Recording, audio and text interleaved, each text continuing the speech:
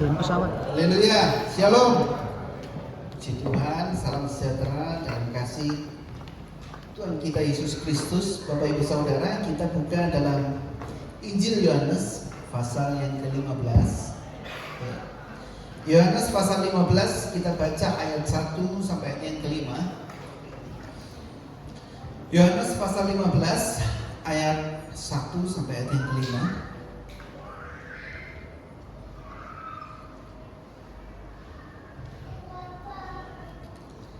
Yohanes pasal 15 ayat 1 sampai 5. Sudah dapat? Bilang amin. Ya, 2, 3. Pokok anggur yang benar. Akulah pokok anggur yang benar, dan Bapakulah pengusahanya. Setiap ranting padaku yang tidak berbuah dipotongnya, dan setiap ranting yang berbuah dibersihkannya, supaya ia lebih banyak berbuah. Kamu memang sudah bersih karena firman yang telah kukatakan kepadamu. Tinggallah di dalam aku dan aku di dalam kamu. Sama seperti ranting tidak dapat berbuah dari dirinya sendiri kalau ia tidak tinggal pada pokok anggur. Demikian juga kamu tidak berbuah jikalau kamu tidak tinggal di dalam aku. Ya, stop sampai di ayat yang keempat. Kita membaca, Bapak Ibu Saudara sekalian, ya, remain in me. Inilah yang Tuhan Yesus katakan. Yang Tuhan Yesus tawarkan adalah tinggallah di dalamku. Ya, ini adalah Tuhan Yesus yang menawarkan kepada saya dan saudara, tinggallah di dalamku. Dan banyak orang Kristen yang bertanya seperti ini. Waktu aku ikut Tuhan, kok segala sesuatu jadi susah sih? Dulu aku gak ikut Tuhan, aku gak setia ke gereja, hidupku ngawur, aku diberkati Tuhan. Sekarang kok aku ikut Tuhan, ya, awalnya mungkin diberkati, kok sekarang gak diberkati, dan lain sebagainya. Ayat ini mengatakan, Yohanes 15 ayat yang kedua, setiap ranting padaku yang tidak berbuah dipotong, dan setiap ranting yang berbuah dibersih. Bapak Ibu Saudara, perhatikan. Yang gak berbuah dipotong, dibuang. Tetapi yang sudah berbuah tetap dibersihkan. Artinya kalau ada gejolak dalam hidup kita, entah itu kita mau atau enggak, kita ekspektasi atau enggak, waduh ini masalah kok datang bertubi-tubi, kok gak selesai-selesai. Artinya hidup kita sedang dibersihkan. Dan Tuhan Yesus mengatakan apa? Kamu memang sudah bersih. Ayat yang ketiga, karena firman yang telah kukatakan kepadamu. Bapak Ibu Saudara, jadi yang membersihkan hidup kita adalah firman Tuhan, kuasa Tuhan. Semaksimalnya kita manusia mengusahakan mengubah hidup seseorang, gak akan bisa. Hanya perjumpaan dengan Kristus yang bisa mengubah hidup seseorang. Amin. Ayat ini mengatakan, ayat yang pertama, akulah pokok anggur yang benar. Siapa pengusahanya? Bapa. Kita nggak bisa mengusahakan perubahan sama orang lain. Kita capek sendiri. Tapi satu yang bisa kita lakukan, kita ubah diri kita dulu sendiri. Kita ubah dulu diri kita. Kita doa minta tolong Tuhan. Engkau yang mampu mengusahakan. Engkaulah pengusahanya Tuhan. Ubah hatiku, ubah diriku. Berapa banyak kita di sini punya masalah dalam hati, ya? Coba gambar yang pertama ditampilkan, ya, ada berapa banyak di antara kita, ya, pada sore hari ini kita datang dengan masalah dalam hati kita, ya? Adakah yang di sini datang dengan kemarahan? Adakah sini yang datang dengan dendam, fitnah, kecewa, pahit, iri hati, benci? Bapak Ibu Saudara lihat, ketika kita punya ini semua dalam hati kita, secara gak langsung kita sedang merobek hati kita sendiri. Hati memang dalam bahasa kedokteran itu lever, hati lever, ya. Tapi kalau dalam firman Tuhan, hati itu melingkupi pikiran, perasaan, kehendak. Itu semua menyatu hati. Karena itu kalau orang sakit hati, orang misalnya berdebat, orang misalnya bersinggungan, ya, atau kepercayaan kita disalahgunakan, atau tiba-tiba kita difitnah. Kadang orang ya, badan jadi keringingan, bibir jadi pucat. Kok bisa aku percaya sama dia bertahun-tahun? Kok bisa suamiku sendiri yang tak percaya? Kok bisa anakku sendiri? Kok bisa? Ya, kita punya masalah hati. Ketika kita bawa ini semua, Bapak Ibu Saudara, marah, dendam, fitnah, kecewa, kepahitan, iri hati, benci, kita bawa, kita simpan, hal ini yang akan merusak hidup kita. Firman Tuhan katakan, ayo tinggal di dalamku, ya. Tuhan Yesus tawarkan, marilah kepadaku semua yang letih, lesu dan berbeban berat, aku kasih kelegaan sama kamu. Kita buka kitab Yeskiel, ya, Yeskiel pasal 36 ayat 21. Yeskiel 36 ayat 21. Bapak Ibu Saudara perhatikan, ini janji Tuhan, ya, yang dinubuatkan oleh Yeskiel kepada bangsa Israel waktu mereka dalam pembuangan di Babilonia. Ya, Yeskiel 36 21. 2, 3. Aku merasa sakit hati karena namaku yang kudus yang dinajiskan oleh kaum Israel di tengah bangsa-bangsa di mana mereka datang. Tuhan bisa sakit hati nggak, Bapak Ibu Saudara? Tuhan bisa sakit hati nggak? Bisa. Ini ayatnya. Aku merasa sakit hati karena apa? Namaku yang kudus dinajiskan oleh kaum Israel. Di mana mereka buang, di mana mereka pergi, Bapak Ibu Saudara baca, kemanapun orang Israel pergi, ya, mereka selalu menyembah Allah lain yang disembah oleh bangsa-bangsa lain di situ. Jadi nggak ada integritasnya.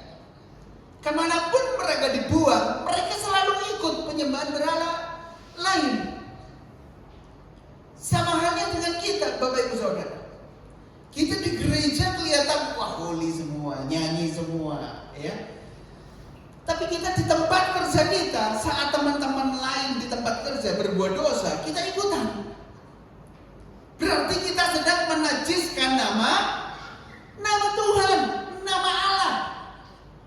Inilah yang membuat hidup kita, di pembuangan kita terasa berat, kita terasa gak mampu. Kenapa ini? Aku merasa sakit hati, Tuhan katakan, karena namaku yang kudus dinajiskan. Di pergaulan kita, kalau kita gak jaga integritas kita sedang menajiskan nama Tuhan. Ayat yang ke-22, Bapak Ibu Saudara sekalian.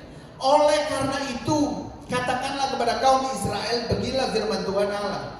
Bukan karena kamu aku bertindak, tetapi ya, karena namaku yang kudus yang kamu najiskan di tengah-tengah bangsa di mana kamu datang. Jadi gini, ya, saat Tuhan datang menolong, menjamah, itu adalah kehendak Tuhan. Amin. Itu kehendak Tuhan, hak prerogatifnya Tuhan. Bukan karena kamu, tapi karena nama Tuhan yang kudus. Karena itu saat kita berdoa kan Tuhan Yesus ajarkan, Bapa kami yang ada di dalam surga. Kita selalu doa dalam nama Yesus. Artinya kita sedang bawa, saat kita doa, kita sedang bawa nama Tuhan yang kudus. Saat saat kita ketemu setan, kita usir setan, setan takut sama kita enggak? Setan takut sama kita enggak? Enggak. Ya? Setan enggak pernah takut sama kita. Tapi saat kita berdoa dalam nama Yesus, setan, sakit, penyakit keluar.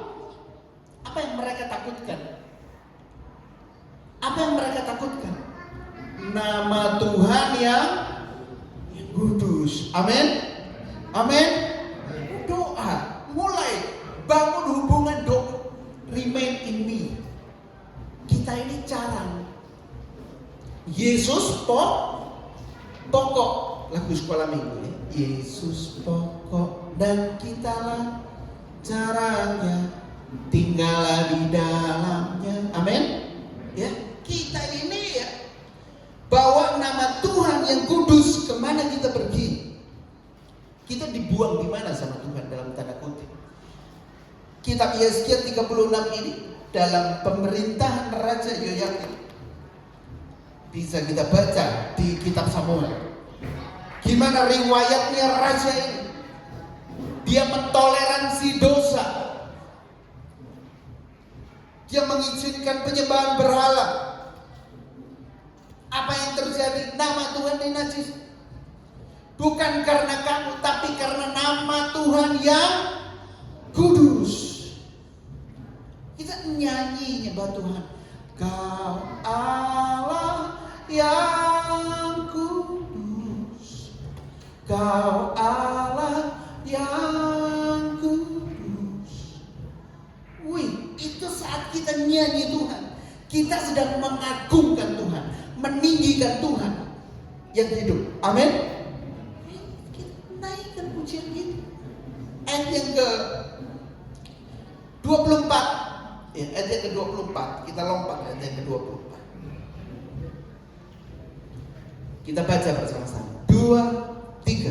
Aku akan menjemput kamu dari antara bangsa-bangsa dan mengumpulkan kamu dari semua negeri dan akan membawa kamu kembali ke, ini nubuatan untuk Israel. Mereka dikumpulkan, dikembalikan ke tanahnya. Ayat 25. Ayat yang ke-25. Ya. 2, 3. Aku akan mencurahkan kepadamu air jernih yang akan mentahirkan kamu dari segala kenajisanmu dan dari semua berhala-berhalamu. Aku akan mentahirkan kamu. Amin. Tahir itu sembuh seutuhnya. Tahir itu pulih, gak ada bekas luka sama sekali. Itu tahir. Ada orang kusta datang sama Tuhan Yesus, ditahirkan, itu bekas lukanya gak ada sama sekali. Itu tahir. Ya, ayat ini mengatakan, aku akan mencurahkan kepadamu air jernih. Bapak Ibu Saudara, kalau kita baca dalam Injil Yohanes 4 ayat 14, ya, kita baca Yohanes 4 ayat 14.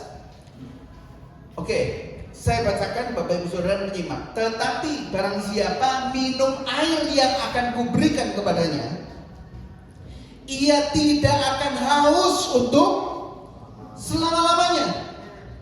Sebaliknya, air yang akan kuberikan kepadanya akan menjadi mata air di dalam dirinya yang terus-menerus memancar sampai kepada hidup yang kekal. Amin. Bapak Ibu Saudara, ini kita perhatikan. Air hidup. Kita bicara janji Tuhan di kitab Yeskiel tadi pasal 36 ayat yang ke-25. Aku akan mencurahkan kepadamu air yang hidup.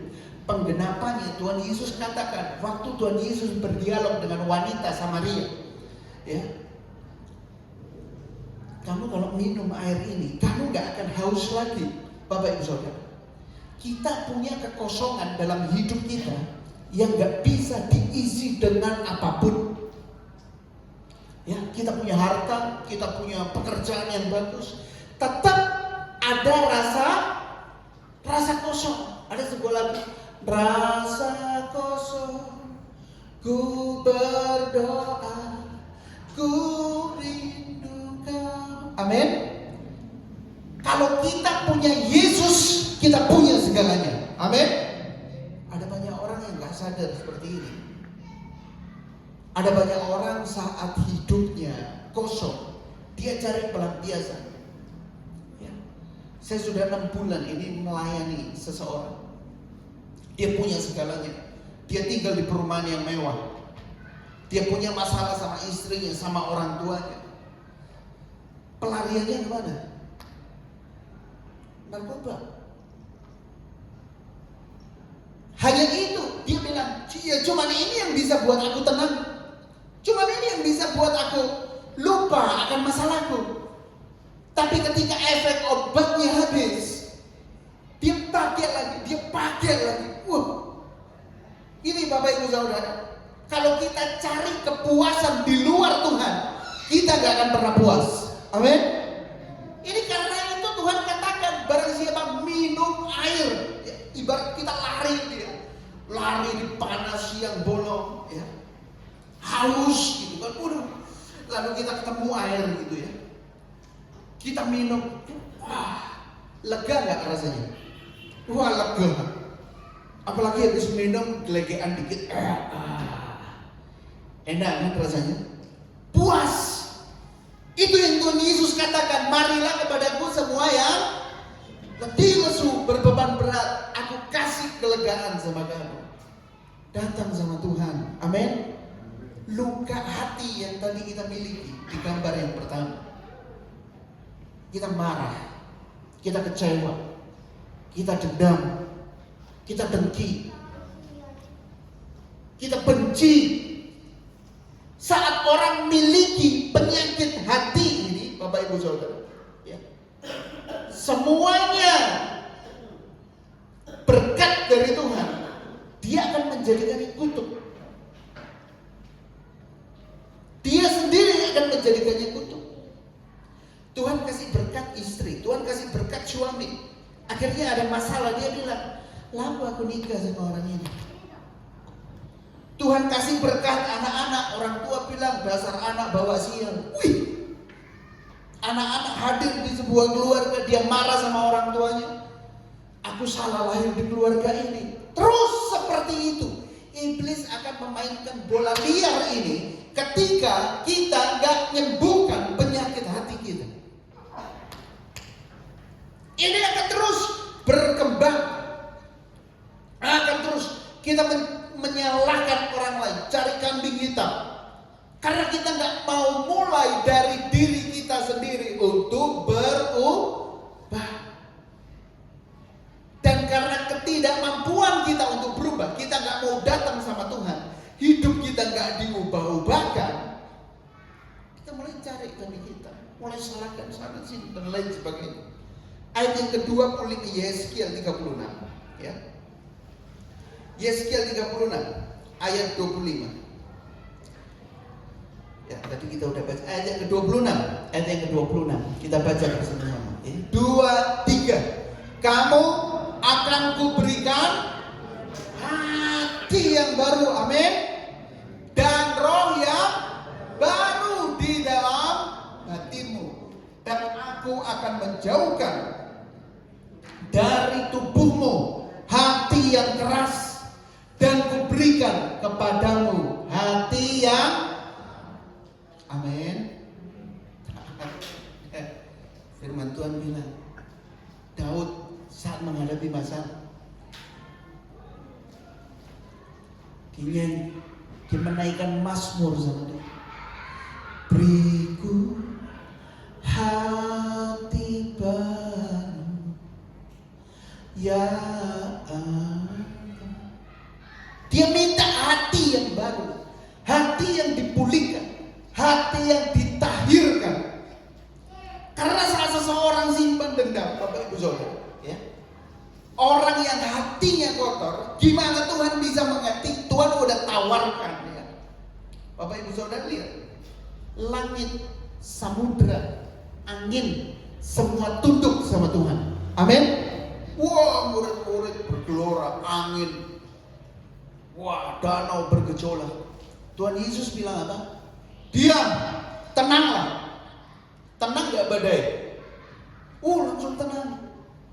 Manusia ketika kena masalah, waduh Tuhan, wah, sama Tuhan suruh diam, kita nggak diam-diam, teriak terus, wah Tuhan nyalakan, wah nyalakan keadaan, wah nyalakan, wih. Kita nggak taat, Bapak Ibu Saudara, nggak mau taat sama firman Tuhan. Langit aja taat, tunduk, semua tunduk sama firman Tuhan. Kenapa kita nggak mau tunduk sama firman Tuhan? Kenapa kita nggak mau taat sama firman Tuhan? Ya, sudah sering saya kasih ilustrasi. Anak saya datang bawa gelas. Di gelas itu isinya pasir, ada kerikilnya kecil-kecil. Lalu anak saya bilang, Dedi saya minta air minum dong. Orang tua kira-kira akan menuangkan air nggak ke gelas yang kotor itu? Kita tuang nggak? Enggak dong. Kita ambil gelasnya dong, dicuci yang bersih, baru kita isi air. Ini minuman, air. Ya. Sama seperti kita datang sama Tuhan, kita minta sama Tuhan. Kenapa belum kita dapat? Karena hati kita masih kotor.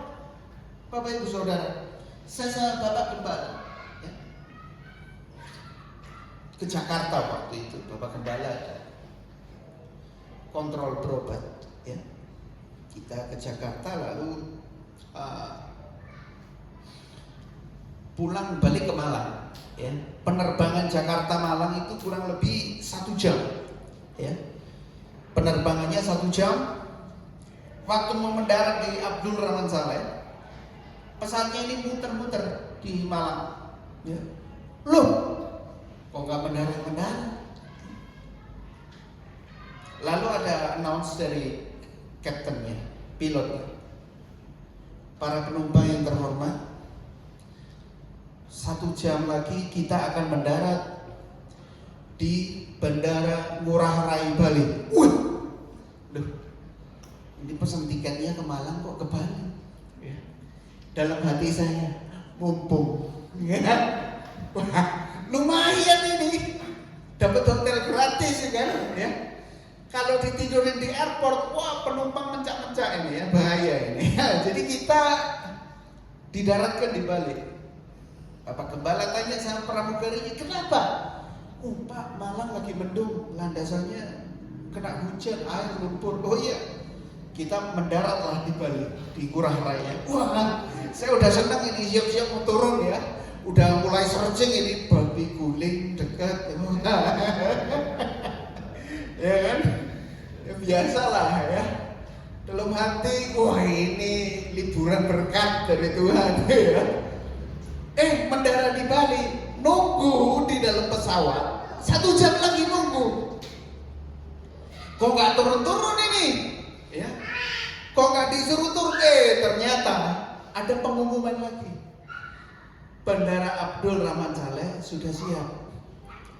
Jadi kita mendarat di Bali itu cuma mendarat di Bali, putar balik, terbang lagi balik ke Malang. Apa-apaan nih ya? Ini wisata pesawat ini ya. Kita baliklah ke Malang ya. Waktu udah mau mendarat di Malang, saya tanya lagi sama pramugari, kenapa sih kok kita tunggu aja, kan beresiko ini balik ke Malang ya. Dengan harapan kan bisa ngelencer tipis-tipis gitu kan.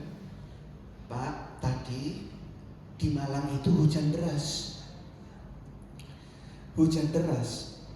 Dan waktu hujan deras, landasannya itu tertutup lumpur, batu, kerikil. Apa yang harus dilakukan? Pihak bandara harus memanggil mobil damkar, pemadam kebakaran. Buat apa? Mobil damkar ini jalan, dia semprot jalannya supaya bersih. Ketika jalanan ini bersih, barulah pesawat ini bisa mendarat dengan aman, mulus, nyaman. Bapak Ibu Saudara, apa yang menghalangi berkat Tuhan datang dalam hidup saya dan saudara? Kitab Yesaya katakan, dosa-dosa mula yang menghalangi doamu naik kepada Bapa. Amin.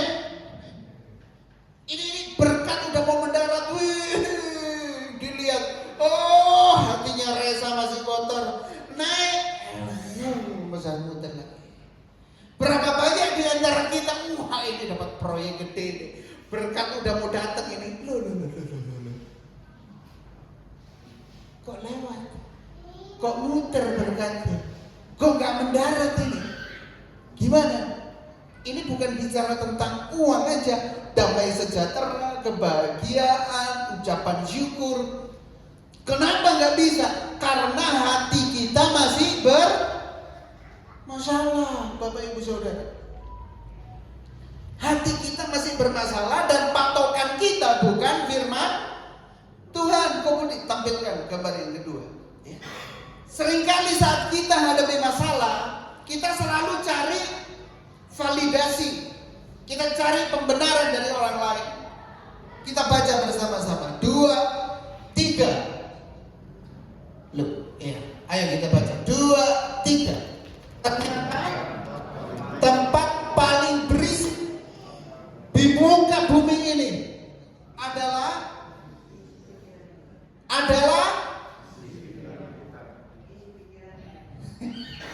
tempat paling berisik di bumi ini adalah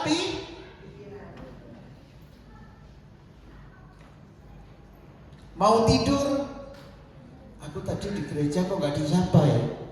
Jangan-jangan dia masih marah. Oke, kalau maunya gitu, kita sedang bertempur dengan.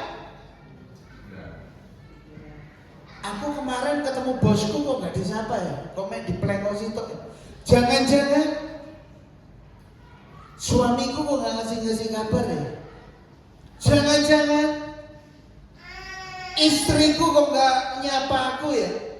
Jangan-jangan semua bermain di ini termasuk hati. Pikiran hati itu, pikiran, perasaan, kehendak itu di hati kita, pikiran manusia.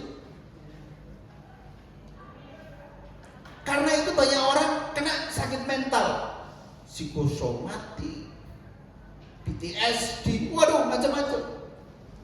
Jembatan Suhat ini kali ketiga mahasiswa mau bunuh diri di situ. Terakhir ada yang udah diem, udah parkir motor diem di jembatan, udah siap melompat, ditolongin orang-orang. Tempat paling berisik. Kenapa? Orang gak kuat karena gak diisi dengan firman Tuhan. Roma 12 ayat 2. Berubahlah oleh pembaharuan budimu. Metanoia, pertobatan dimulai dari pikiran kita jernih, bersih. Hati kita pun pasti bersih. Hati yang bersih, inputnya bersih, keluar dari mulut juga akan bersih. Amin. Banyak orang ngomong kotor, banyak orang ngomong negatif, banyak orang iri hati, banyak orang dengki, karena inputnya juga kotor. Senang banget ngomongin hidup orang. Giliran dia ngomongin marah, giliran pikirannya penuh, dia stres sendiri cari kambing hitam. Tapi coba isi firman Tuhan Filipi, kitab Filipi katakan, semua yang baik, semua yang suci, sedap didengar, mendatangkan kebajikan, pikirkanlah semuanya itu. Kalau input kita bersih, ya, hati kita bersih, pikiran kita bersih, outputnya, masuknya bersih, keluarnya pasti bersih. Karena itu firman Tuhan juga berkata, pergaulan yang buruk merusak biasanya baik. Bergaulah dengan orang yang positif. Amin. Bergaulah dengan orang yang bijak, yang rohani. Komsel datang dong, sharing. Kaum pria, kaum wanita datang dong, saling menguatkan, saling doa. Karena kalau kita kumpul cuma sama teman-teman reunian kita, nggak seiman. Waduh, bojoku kok kayak gini, tinggal naik. Waduh, pekerjaanku kok kayak gini. Halah, gajimu segitu, kerja aja sesuai gajimu. Ngapain kerja rajin-rajin?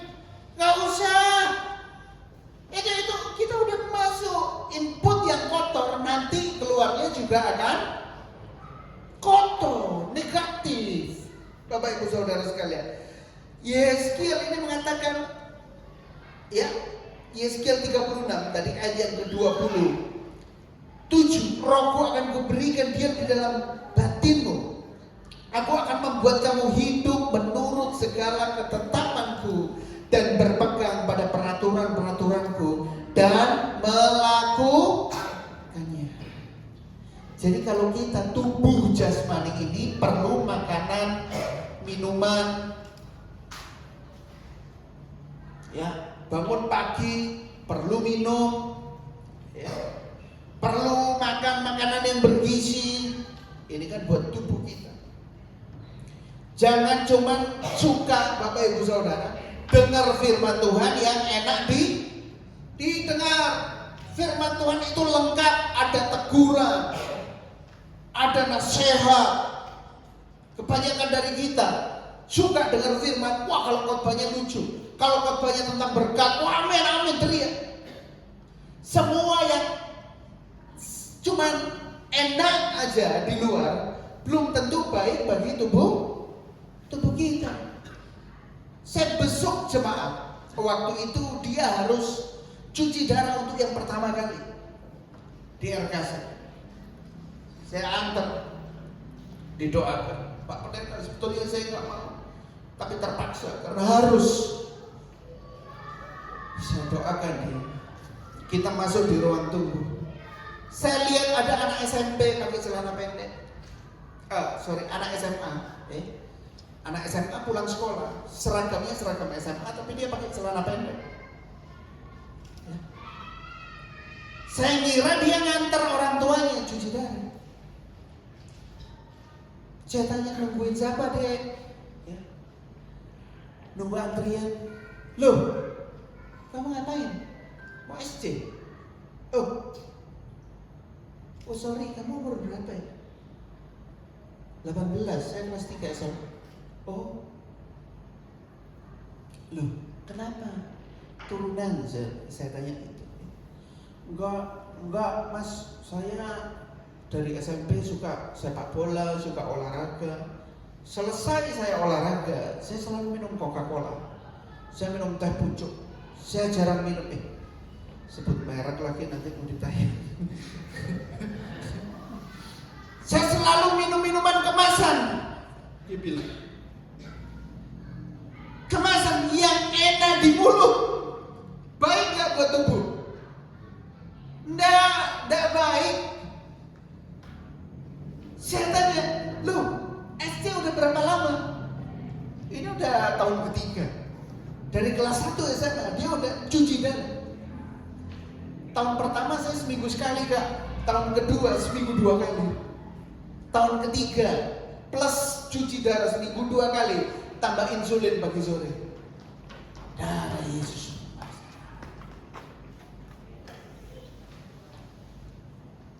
Nah, kok bisa? Masih bisa bilang untung dia. Untung ada BPJS. Oh iya. Ya puji Tuhan masih bisa bersyukur. Tapi ini teguran bagi saya. Waduh, hati-hati ini. Ya. Saya semakin cinta kopi pahit dan air putih. Ya, saya semakin menikmati. Karena, ngeri. Gula darahmu berapa? Waktu saya tipes gula darah 98, saya bilang, wah rendah banget Kak. Hampir 10% gula darah saya. Loh kamu berapa? Ya saya biasa 450, kalau udah waktunya cuci darah gini hampir 700. Oh darah Tuhan. Ya. Saya bercanda, ini pantas kamu manis. Ya pantas kamu manis ya. Rupanya di tubuhmu zat gulanya tinggi. Ya, saya doa juga buat dia. Bapak Ibu Saudara, semua yang cuman enak menurut kita belum tentu baik buat tubuh kita. Amin. Dan pola hidup orang Indo ini udah makanannya karbo, minumnya es teh jumbo. Wah, minum apa Mas? Es teh. Orang Medan bilang TS. Minum es teh. Makanannya karbo, minumnya gitu. Kelihatannya enak, nggak baik buat tubuh. Firman Tuhan, Bapak Ibu Saudara, ya. Mengakhiri perenungan firman Tuhan saat ini. Ya. Saya kasih sebuah ilustrasi. Kalau kita naik sepeda motor, Bapak Ibu Saudara sekalian, kita naik motor, lalu ada orang buang sampah sama kita, dilempar. Woi, apa yang kita lakukan?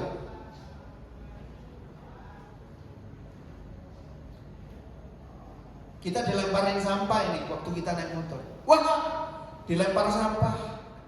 Kita simpen ini. Sampahnya sampah dapur lagi. Ada nasi nggak habis, ada sisa-sisa bumbu dapur, ada sisa-sisa. Itu kalau busuk kan nggak enak. Bau. Ada orang buang sampah, kita bawa pulang ke rumah, kita pakai buat tidur. 1 hari, 2 hari, 3 hari. Kira-kira bau nggak? Saya tanya, bau nggak? 1 minggu, bau nggak? Keluar belatung. 1 bulan, bau nggak? 1 tahun, 2 tahun, 3 tahun, busuk nggak? Ada loh yang simpen sampah 10 tahun. Ada loh. Saya Pak Pendeta nggak ngomongan sama saudara saya sendiri. Ini tahun ke-11, gila. Ngeri. Dia simpen sampah 11 tahun dia simpen. Ada orang lempar sama sampah sama kita. Apa yang kita lakukan? Buang dong, amin. Kita simpen, kita bak tidur. Enak ini sampah. Kita mau tidur, kita mikirin sampah. Kurang ajar. Tahu gitu tadi tak balas. Aku dihina gitu, tahu gitu tadi aku defensif, tak kantor. Oh, kita benci sama seseorang. Orang itu tidur enak, makan nggak mikir. Kita makan, waduh, gemes aku lihat orang itu di gereja. Wah, ada yang masih simpan sampah sini? Nggak ada. Kita semua punya hati yang baru. Amin. Oh, amin. Kelihatan dari muka kita. Haleluya. Ya semua Shekinah, sinar kemuliaan Tuhan kelihatan. Ya. Kulihat di wajahmu, kemuliaan Raja. Ayo yang suka simpan sampah. Nanti pulang kita bereskan semuanya. Amin. Ini. Kita nggak bisa loh Bapak Ibu Saudara. Ini firman Tuhan katakan, tinggallah di dalamku dan aku di dalammu. Aku kasih kamu hati yang baru, living water. Aku kasih kamu air hidup yang baru. Kita tolak itu semua karena ego kita bengis gitu. Apa yang paling susah diubah? Hati manusia. Tuhan bisa jamah hati kita semua. Amin. Kebencian itu mengakibatkan banyak sekali kerugian. Bapak Ibu Saudara, kampanye presiden Amerika Donald Trump maju kali yang kedua. Udah baca beritanya belum? Tembak. Itu hitungan jengkal itu nyasar di jidat, ya. Kena di telinganya. Itu hati manusia ketika bobrok, ketika busuk. Masalahnya sampah di pekerjaan kita bawa di keluarga, sampah di lingkungan kita bawa di keluarga, kita lampiaskan, kita buang di keluarga. Keluarga jadi masalah. Suami kerja dapat sampah sama bosnya, pulang capek, dia lampiaskan ke anak istrinya. Wah, pengertian, belum. Akhirnya anak istrinya nyimpen sampah semua. Kita melakukan pemberesan. Amin. Musik singers maju, kita naikkan pujian ubah hati. Kita bangkit berdiri Bapak Ibu Saudara. Kita minta sama Tuhan. Kita minta sama Tuhan pemulihan. Siapa yang bisa mengubah hati kita? Siapa yang bisa mengubah hati kita? Hadirat Tuhan. Amin. Hadirat Tuhan yang bisa mengubah hidup. Ada hati yang keras, firman Tuhan katakan, hati yang keras akan kujauhkan, akan kuberi hati yang baru. Bapak Ibu Saudara, pemulihan datangnya dari Tuhan. Hati beres, keluarga beres, gak usah doa minta berkah, Tuhan kirim. Amin. Kita kok yang mengeraskan hati ini, kita yang selalu, yang penting ego kita. Bahaya Bapak Ibu Saudara. Jangan kita simpan akar pahit, kebencian, dengki, itu akan menghancurkan hati kita. Ubah hati kami. Ubah hatiku